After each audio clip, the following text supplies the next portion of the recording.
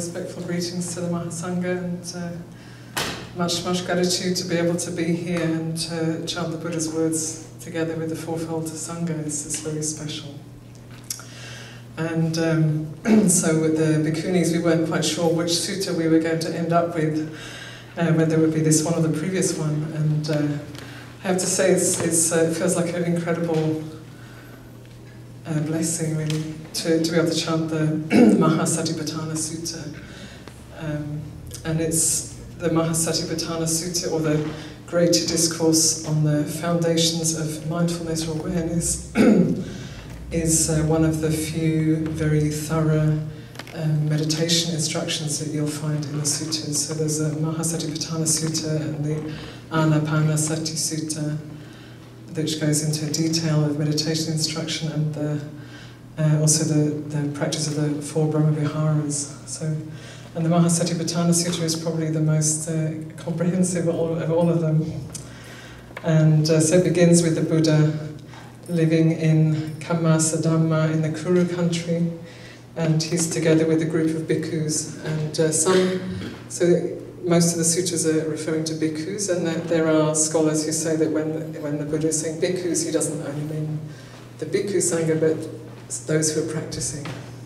So this is a teaching for all of us. And the Buddha says that these four establishments of mindfulness are the direct path for the purification of beings, for the overcoming of sorrow and lamentation, for the ending of dukkha, for the attaining of nibbana.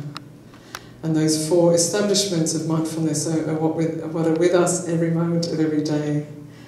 The body, feeling tones, mind states, and the contents of our mind, or objects of mind. So this is what's going on all the time for each of us, and to bring mindfulness to these is the path to liberation. So this is a very powerful sutta. And he says to practice this ardently, to practice mindfulness with these four establishments, mindfully, fully aware, ardent, fully aware and mindful, having put away desire and aversion in regard to the world. So, under the theme of the body, he begins by saying to go to a quiet place in the wilderness, or the root of a tree, or an empty hut, and sit down in a good meditation posture, with the body erect, and establish mindfulness at the forefront. So some translate this as just in front of the nose, or just in front of us, and some say it means bring mindfulness to the forefront of your mind. And mindful, one breathes in, mindful, one breathes out. And knowing the long breath is long, the short breath is short. So simply knowing what is happening in the body as we breathe, experiencing the whole body breathing in and breathing out, and calming the body while breathing in and breathing out. And he invites us to train ourselves in this. And he gives a simile of a wood turner. So with a piece of rough wood and a sharp chisel, pushing the chisel against the wood and making a turn that will shape the wood. So just as the wood turner is really mindful of each time he puts the chisel on the wood, we're to be mindful of bringing our attention to the breath. So just as a turner knows it's a long turn or a short turn, we know this is a long breath or a short breath. And then all of the contemplations, we contemplate both internally and externally. So we contemplate our own breath, and that all beings are breathing, both internally and externally, and both. And contemplating the origin of the body, the dissolution of the body, or simply just, if we can't get into that much detail and maybe busy, simply there is a body. Attikayo, there is a body. There's enough mindfulness that's just knowing there is a body right here. And then he goes into the postures when standing, sitting, standing, walking, or lying down. One knows I'm sitting, I'm standing, I'm walking, I'm lying down. when moving around, we're going forward or back, or looking around, bending, stretching. He pretty much lists everything that we can do. Falling asleep, waking up, talking, remaining silent. One practices with full awareness. So we bring full awareness to everything we're doing. And then contemplating both internally and externally. And then he invites us to look at the unbeautiful aspects of the body, the asubha, the hair of the head, hair of the body, nails, teeth, skin, and then goes through the body parts, what the body's made up of. The less beautiful that is just below the skin, that we tend not to look at, and he encourages us to reflect on this and contemplate this, both internally and externally, both within our own bodies and in the bodies of others, so that we are cooled, so that passion is cooled and we see the true nature of this body as it is. And then another body contemplation is contemplating that the body is made up of the four great elements: earth, water, fire and air. Just as everything in the universe is made up of these four great elements, this body too is made up of these four great elements. So actually there's a simile with the asubha practice of a bag that's open at both ends and full of all kinds of grains, rice and beans and lentils and husk, all different kinds of grains. And this is probably like the kind of bag that would be used for sowing seeds back in the old days. And so it's a very neutral image. It's not, it's not meant to, the asubha practice is not meant to make us disgusted with our bodies, but just peaceful. Like, oh, it's just like muscle and tendons and blood. It's not exciting. So the bag of grains is this very neutral image that he brings to that practice. And then with the elements, it's a little bit more meaty, literally. So there's the image of a butcher or his apprentice butchering a cow. So having slaughtered a cow, he cuts it up into pieces. So it's just saying that the elements are like that. You just see what here is earth, what is water, what is fire, what is air, in a dispassionate but also kind of clear way. And then there are the 9 charnel ground reflections, contemplations of after the body has died, the process that a body naturally goes through. First bloated, then being eaten by animals, and then a skeleton with flesh and blood held together with tendons. A skeleton without flesh and blood held, without flesh but with some blood held together with tendons. This happens to all of us if we let it. A skeleton without flesh and blood held together with tendons. A skeleton no longer held together with bones scattered here and there. Bones bleached by the sun, a heap of bones more than a year old, and then bones rotted and turning into powder. So this is the nature of our bodies. This is natural. So Buddha invites us to reflect on the true nature of things. And that concludes the reflection on the body. And then he comes to feeling tone, or feeling Vedana. So when one experiences a pleasant feeling, one knows it's pleasant. When one experiences a painful feeling, one knows it's painful. When one experiences a neither pleasant or painful feeling, one knows it is neither pleasant nor painful. It's neutral. And then he divides these into worldly and unworldly feeling. So worldly pleasant feeling, like perhaps our lunch today was a worldly pleasant feeling. And then unworldly pleasant feeling might be the heart's devotion as you hear the chanting. It's like a pleasant feeling, but there's no unwholesome states connected with it. And a worldly painful feeling, sitting still for a long time, the knees get painful, maybe the back gets painful.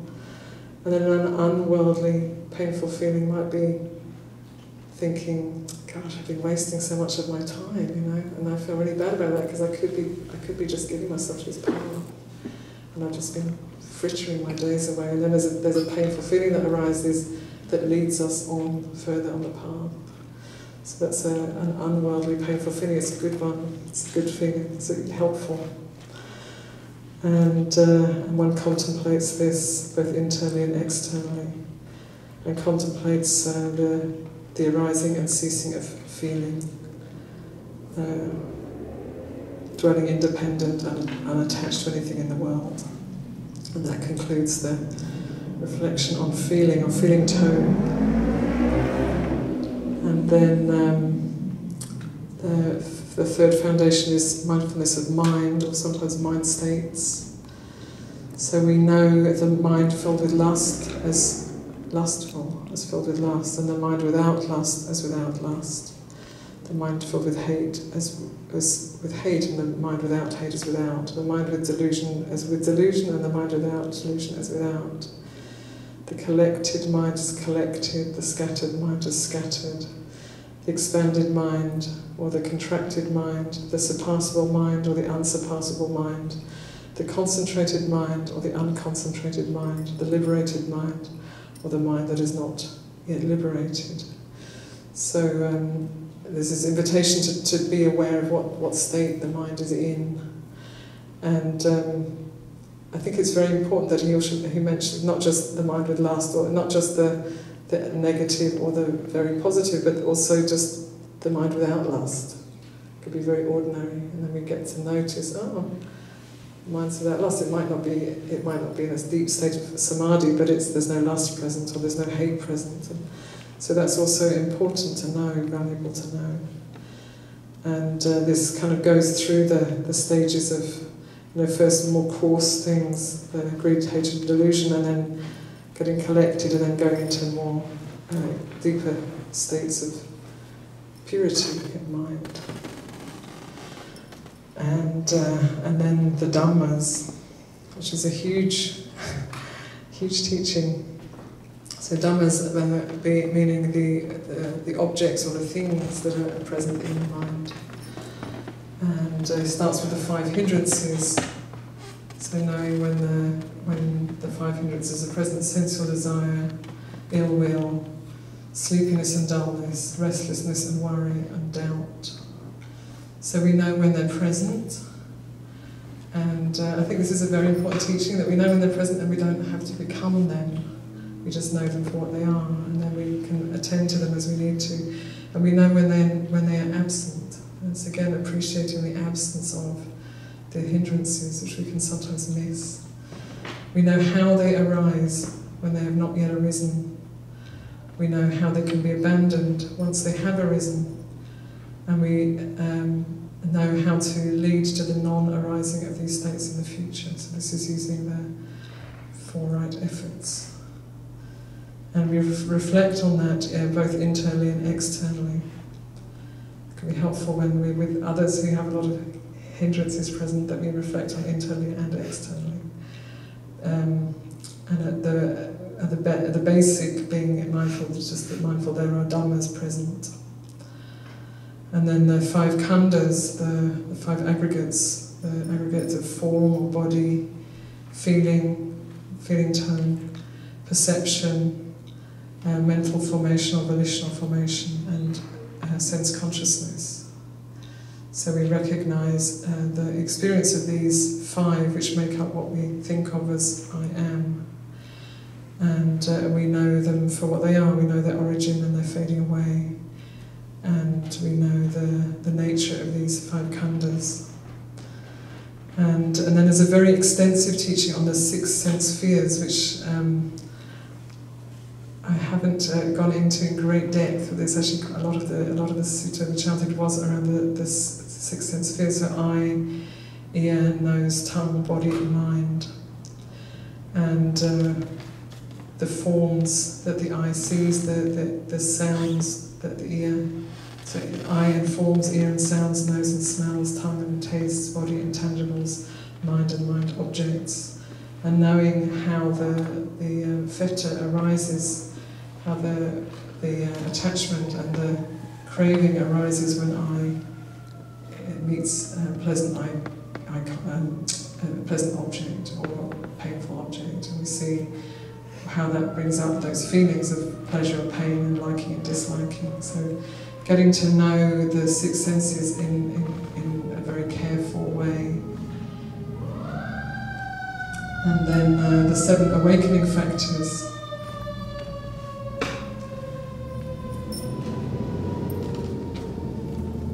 So,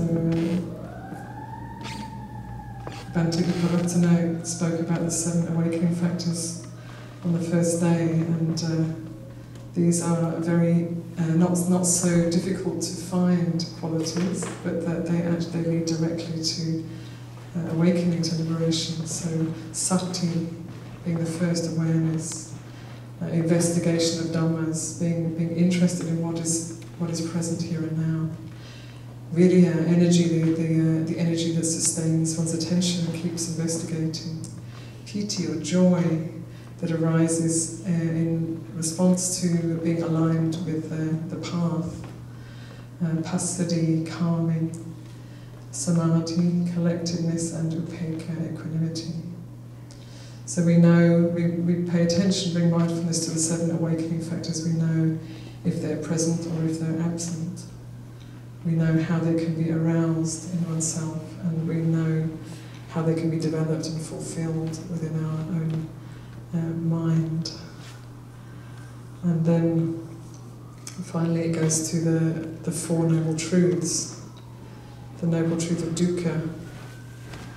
Birth is dukkha, aging is dukkha, death is dukkha, sorrow, lamentation, pain, dejection and despair are dukkha. Not getting what we want is dukkha, getting what we don't want is dukkha. And the attachment to these 5 aggregates that we call me and mine, the 5 aggregates affected by clinging are dukkha. And then we see the origin of dukkha. The origin is craving in regards to sense pleasure, in regards to wishing to. So that I'd say the Pali actually makes it easier for me to say kama tanha, like the thirst for sense pleasure, and bhava tanha, the thirst to become, or to be seen, or to be known, or for continued existence, and vibhava tanha, the thirst for non-existence, the wish to not exist, to disappear, to get away. So these 3 kinds of craving are the cause of dukkha. They arouse dukkha in our experience. So Buddha says wherever there are the 6 sense bases and their objects and contact between the 2, if craving arises there will be dukkha. So to pay very careful attention. And then the cessationist dukkha is the cessation of dukkha is the abandoning of this craving and allowing it to cease in regard to the 6 senses and their objects and the contact that arises between those 2.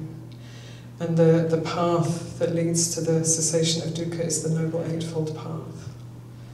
And right view, right thought, right speech, right action, right livelihood, right effort, right mindfulness and right concentration.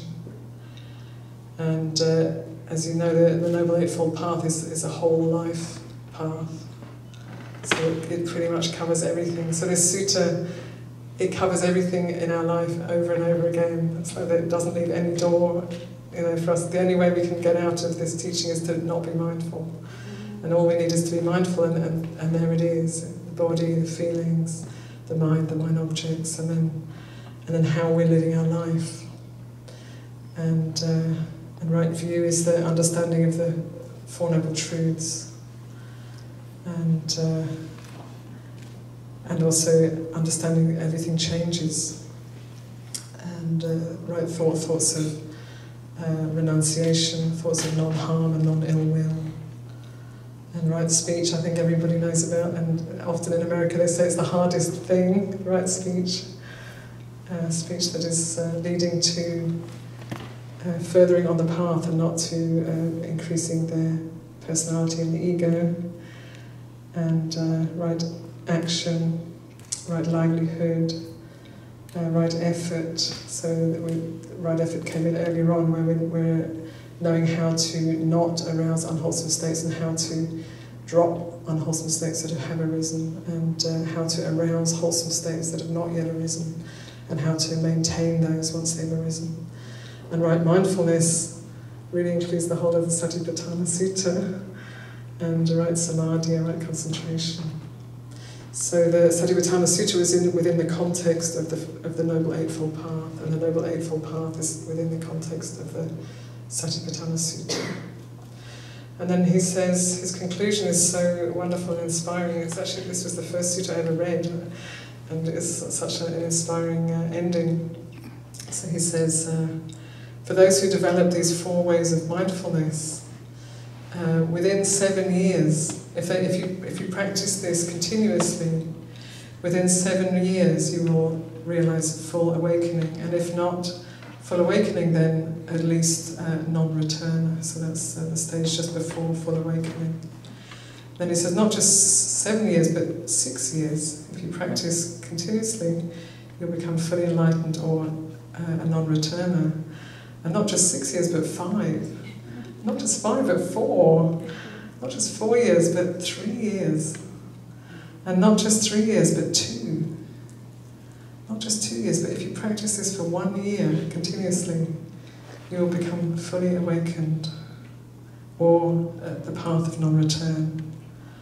Not just 1 year, but 7 months. If you practice continuously for 7 months, for 6 months, for 5 months, for 4 months, for 3 months, for just 2 months, you will be complete arahant or a non-returner. Even 1 month, half a month.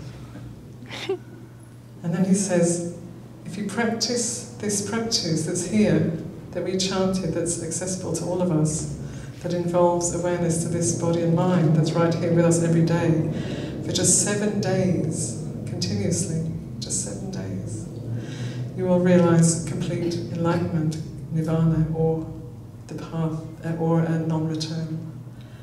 So this is the direct path to the realization of nirvana. And on hearing that teaching, the bhikkhus were joyful and grateful for this teaching. So that's the teaching that we were chanting today.